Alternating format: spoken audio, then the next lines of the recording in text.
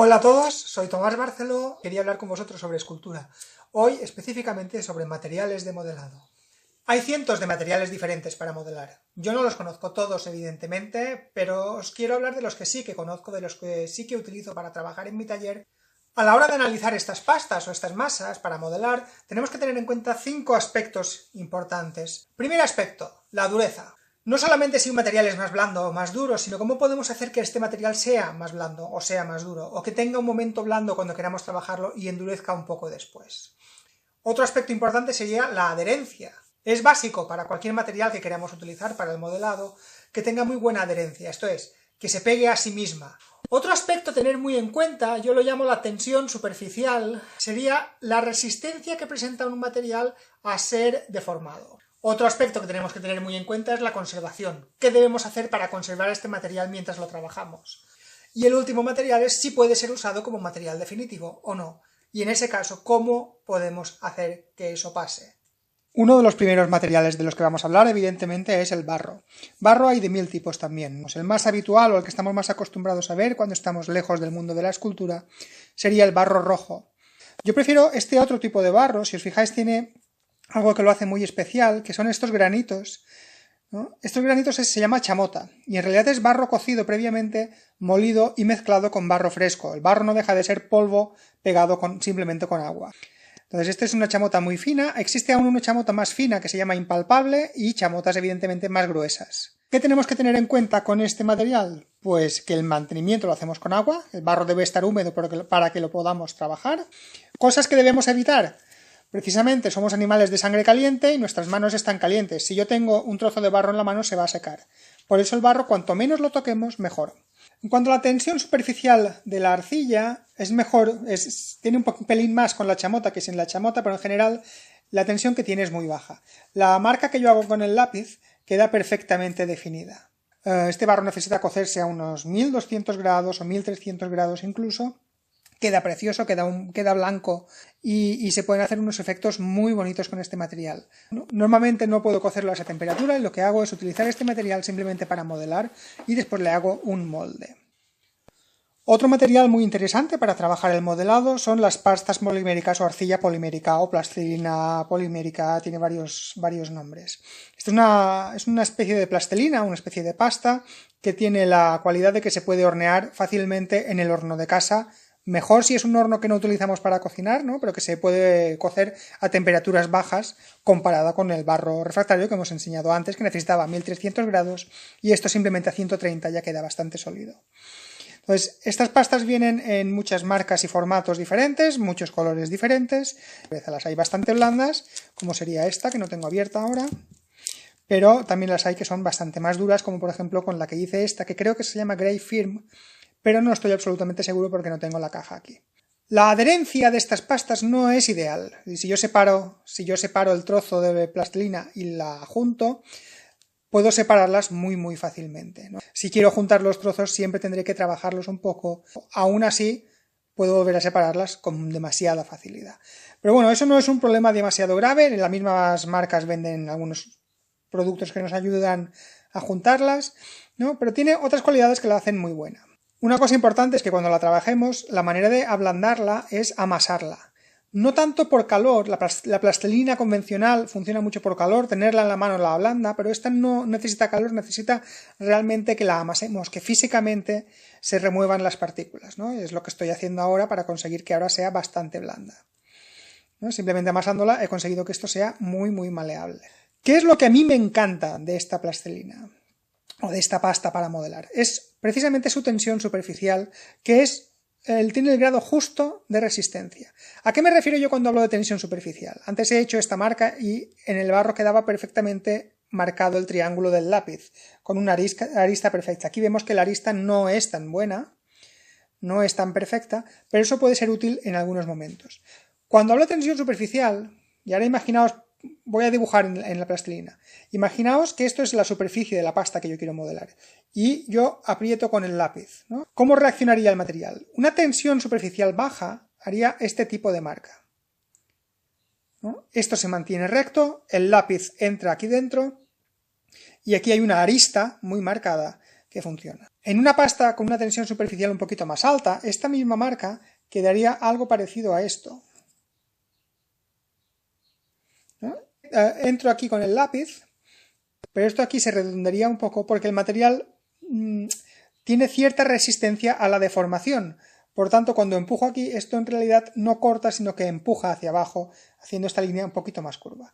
Esto es muy útil a la hora de hacer acabados muy orgánicos. Por ejemplo, para hacer piel, para imitar piel de criaturas o para hacer duendes, orcos o criaturas en general. Este tipo de pasta funciona muy bien, porque simplemente dibujando las arrugas queda con un aspecto bastante natural. Pues están las plastilinas, que también hay gran variedad, infinita variedad de pastas y plastilinas diferentes, todas muy parecidas en su composición, pero muy diferentes en sus propiedades. Una de las variedades más grandes que hay es la dureza. Podemos ir desde esta plastilina infantil. Esta es la plastilina que en España se utiliza con los niños habitualmente, la plastilina Hobby. Yo la utilizaba cuando era pequeño y la sigo utilizando ahora porque es extra blanda, es perfectamente blanda, está pensada para que un niño la pueda trabajar sin problemas, ¿no? Y simplemente apretando pues yo puedo conseguir que esto sea muy fino. Me permite trabajar muy rápido, pero no me permite unos acabados excelentes. Para unos acabados excelentes necesitaría una plastilina más dura y en ese sentido pues hay otras que la superan con muchísimo en calidad. Por ejemplo, la Chaban es un material tan duro que me permite incluso trabajarlo como si fuera talla, ¿no? Ir tallando virutas, ¿no? Y conseguir, incluso lijándola, ¿no? Puedo trabajarla de 1000 maneras distintas. Para reblandecerlas hay unos hornillos o yo trabajo con pistola de aire caliente, que lo que hago es calentarlo y trabajarlo bien con la mano. Otras marcas, bueno, yo en ese sentido soy un poco coleccionista y muy poco fiel a los materiales, entonces voy probando materiales distintos. Esta la compré justo antes del confinamiento, es la famosa Monster Clay, ¿no? Pero la verdad es que no he podido, aparte de jugar un poco, no he podido hacer gran cosa con ella, pero vamos, promete mucho, es una pasta con unas propiedades muy buenas, y pues tengo esta curiosidad que me traje de China, pero la verdad es que no la he utilizado nunca, pero el paquete me parece interesante. Es una plastilina extremadamente dura también, pero no la he probado todavía. Cada una de estas pastas tiene como unas propiedades que la hacen muy especial. Pero a lo mejor porque quizás esté más acostumbrado a trabajar con ella, ¿no? Pero una de las pastas que más útil me parece es esta. Y me parece útil porque no porque destaque sobre las otras por nada, pero sí que es la más equilibrada, por decirlo de alguna manera. Una de las ventajas que tiene la plastilina es que su conservación es extremadamente fácil, ¿no? Basta tenerla, no se estropeará. Con los años, con el tiempo, puede secarse un pelín, pero no mucho. Si la guardamos en un bote estanco, en una caja estanca, muchísimo mejor. El problema que puede tener es que se ensuciará. Esta es una pieza muy antigua que tengo y fijaos cómo el polvo se ha ido pegando, ¿no? Y está por aquí. Pero no, aparte de eso, poca cosa más tiene.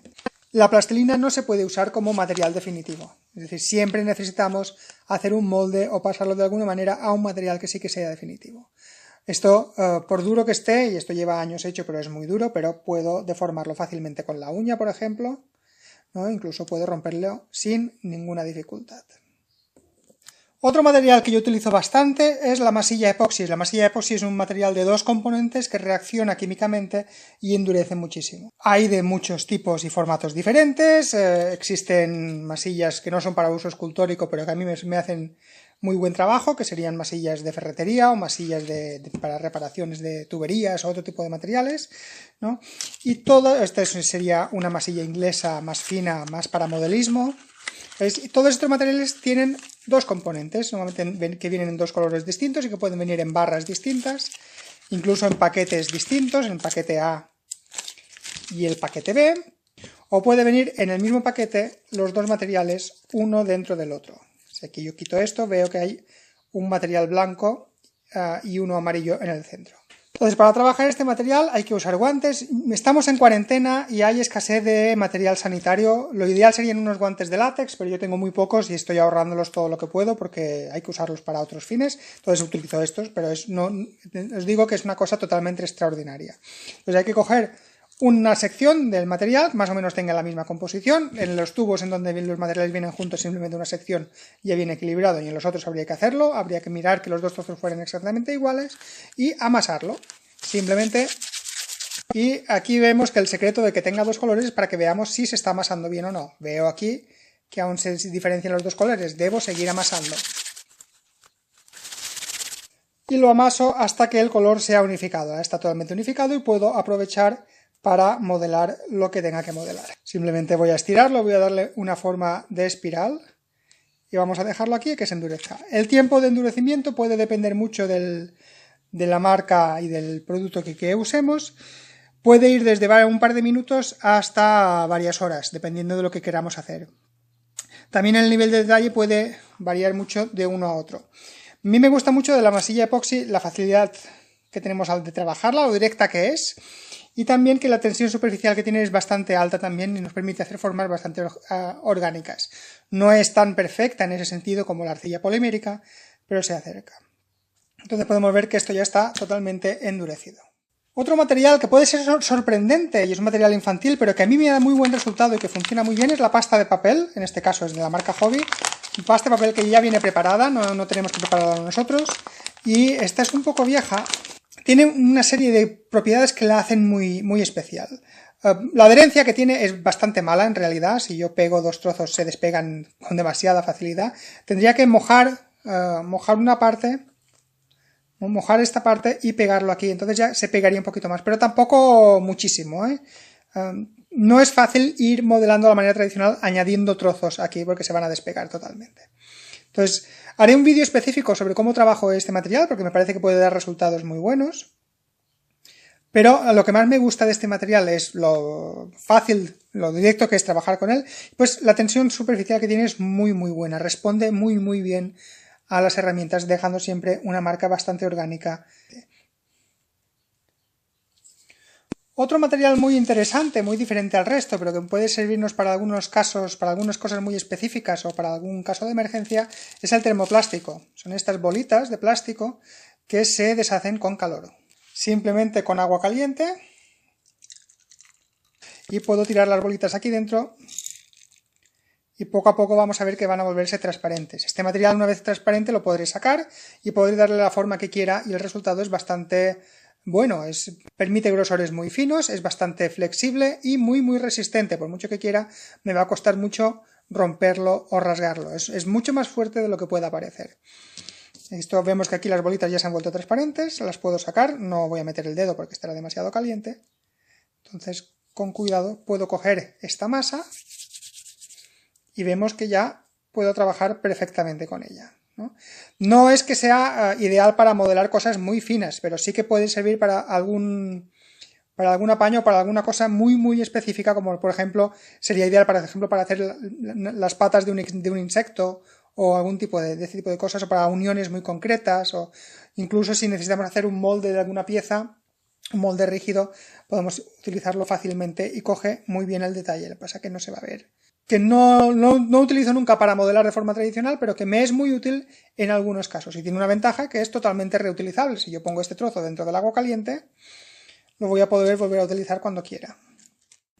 Vemos cómo se va volviendo transparente y cómo puedo volver a sacarlo y darle otra forma, si quiero darle otra forma. Y esto es, a muy grandes rasgos y muy rápido, un resumen de los materiales que yo normalmente utilizo en el taller para modelar. Una reflexión que yo creo que es importante: no busquemos en los materiales lo que no nos pueden dar. A veces los escultores esperamos encontrar la plastilina perfecta que nos ayude a ser perfectos, o el barro ideal que haga la forma solo, ¿no? Y eso, desgraciadamente, o por suerte, no existe. El material es un material que nos puede ayudar o que nos puede molestar, pero no nos va a hacer mejores escultores. Lo que nos va a hacer mejores escultores es nuestro esfuerzo en conseguir la forma perfecta que deseamos o la disciplina que pongamos en terminar la pieza. Lo que hace buena o mala una escultura no es el material, sino el talento, el amor y la pasión que le pongamos. No me he entretenido demasiado con cada uno de los materiales, es una cosa que si os interesa me lo podéis poner en los comentarios y haría vídeos específicos sobre cada uno de ellos, incluso algún proceso de cómo lo trabajo. Pero bueno, eso ya veremos si os interesa o si no os interesa. Muchas gracias a todos, muchas gracias por dedicarme vuestro tiempo, espero que haya sido de utilidad, que algo os haya podido enseñar. Si os ha gustado, por favor dadle al like, suscribíos al canal, compartidlo si os parece que le puede interesar a alguien más, y muchas gracias de verdad. Nada, disfrutad del arte y haced escultura.